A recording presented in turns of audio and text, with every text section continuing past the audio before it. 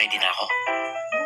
Papakita ko sa mga unggoy na to kung sino talaga ang magaling mag-report. Good morning, ma'am. Morning. Hi, ma'am. Oh, Juan. Ready na po ako, ma'am. Start na po ba ako? Ready? Saan? Sa report ko po. Ha? Next week pa tayo magsisimula mag-reporting eh. Huh?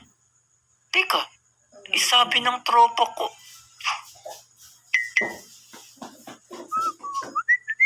Candy pa ng candy.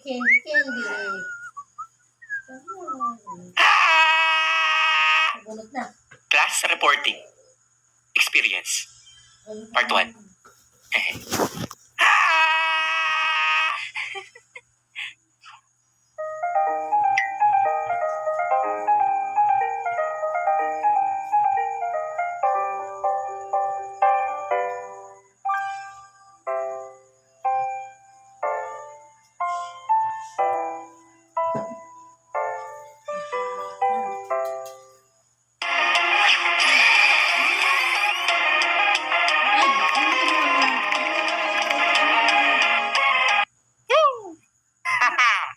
Lahat tayo nakaranas na mag-report.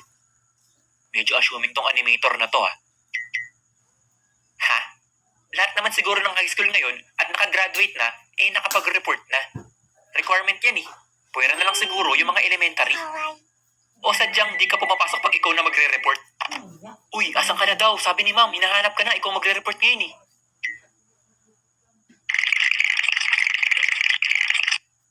Yari ka, galit na galit si ma'am, ba't di ka daw pumasok?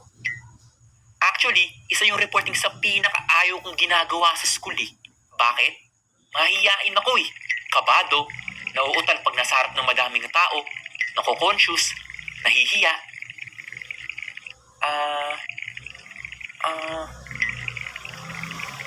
Siguro lahat ng introvert dyan makaka-relate. Basta ayoko talaga ng reporting. Ang nasa isip ko nga dati. Ano ba yan? Reporting na naman? Oo nga Kaka-report lang natin last week, di ba? Kakasawa na. Oo nga tas reporting na naman. Tinatamad lang si ma'am magturo niyan kaya tayo na lang pinagtuturo niya Which is mali. I realize na ang reporting ay part talaga at kailangan ma-experience ng lahat ng estudyante.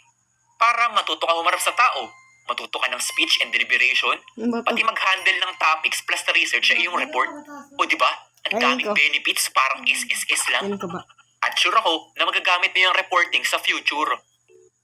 Ate, isang set nga nung regular nyo na takoyaki. Okay sir, ano pa po? Wala na, yun lang. Okay sir, bale 120 po. Ha? 100 lang tong nasa sa inyo yan ba sir? Papalitan na namin yan sir. 120 na po talaga kami, nagtaas na kami ng presyo. Di lang po agad napalitan yan. Hoy! Wag mo akong niloloko Nag-reporting ako nung high school. Ha? Basta, magagamit niya yan. Dalawang klase kasi yung reporting sa amin dati Yung solo at yung groupings. Kung akong papipiliin, obvious naman siguro yung groupings ang pipiliin ko syempre. Kasi ayoko nga humarap sa tao di ba? Oh, malapit na pala reporting natin, may plano na ako. Pag groupings na ganyan, may iba't ibang klase ng members yan. Oh, ako na bahala mauna. Ako na din bahala sa intro natin. Pati yung first part ng report, ako na. Ako na din bahala mag-summarize ng mga need natin sa report. Yan yung leader nyo, malamang. Yan yung pinakamatalino sa grupo nyo. Malamang sa malamang, honor din yan. Sila yung pinaka-maaasahan mo sa grupo. Ako na bahala sa research. Yan yung kagroup mo na addict lang mag-computer. Nagagawing palusot sa magulang niya na siya yung researcher para makapag-PC siya. Pero maglalaro lang talaga yan. Sige, ako na bahala sa visual aid.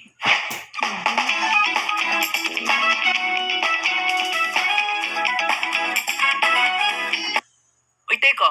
Grabe, pag ikaw God hand talaga. Ang angas pati sa iba sakto lang. Hindi ka nakain ng candy. Hindi mapapasukan ng ipin mo ng mga matatawa. Yan. Okay ka na.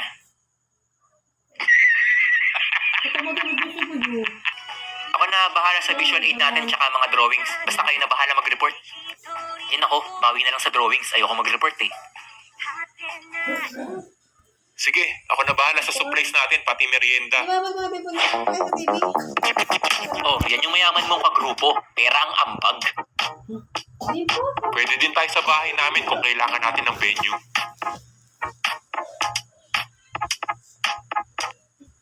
Ako nang bahala sa reporting mismo.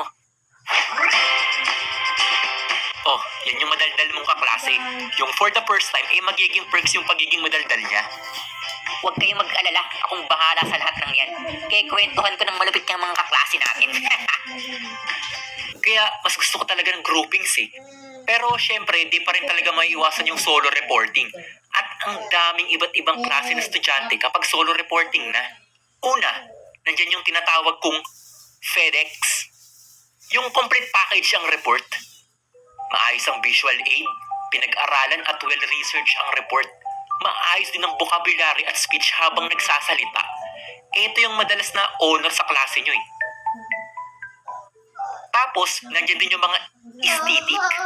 Yung kahit di maayos ang visual aid nila, kahit di masyado kabisado ang report nila, basta maangas ang pormahan at magandang makeup, okay na.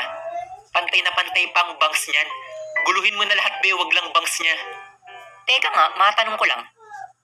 Ma'am, alam mo ba kung anong full name niyang scientist na nare-report mo? Napansin ko kasi puro apelido yung sinasabi mo eh. Apelido ma'am?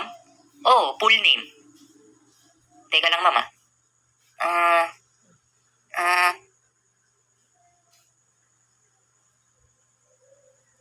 Hindi po eh. Puro porma. Ano ba? Next naman dyan, yung tinatawag kong awol. Alam na. Vargas. Present, ma'am. Saragosa. Present, ma'am. Okay, we're done sa attendance ha. Next is yung mga magre-report today. Okay, magre-report today ay si Bon. Okay, asan si Bon?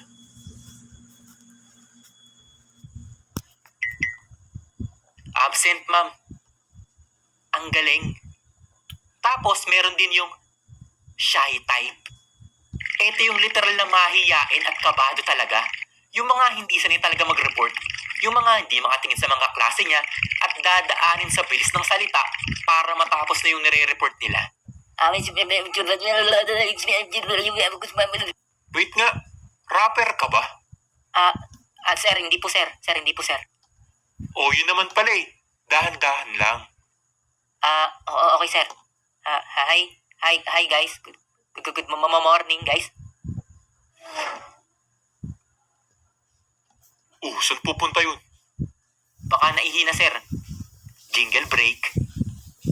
Whenever I see girls and boys selling lanterns on the street, I remember. Hindi ikaw, Boss Jose. Jingle kasi maiihina, hindi Christmas jingle. Bearmans na. Next naman ay yung tinatawag kong Dabar Cats. Hindi yung reporter yan. Okay, you may now start. Okay, ma'am. Good morning, everyone. Today, I'm going to report the history of our national hero, Jose Rizal. History of national hero? Jose Rizal? Jose Rizal daw, pre. Hindi bagay, pre. Mr. Antonio, what's funny? Ay, wala po, ma'am. Sorry po. Okay, continue. Today, I'm going to...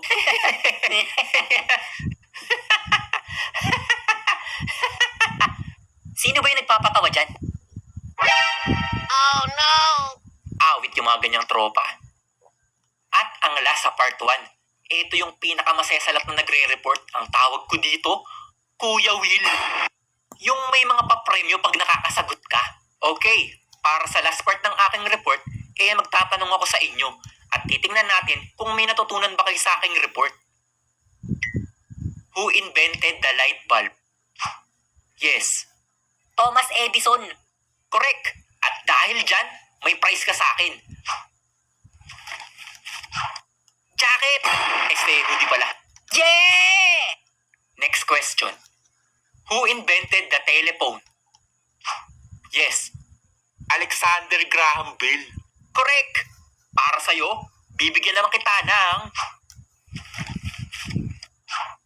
groceries. Yeah!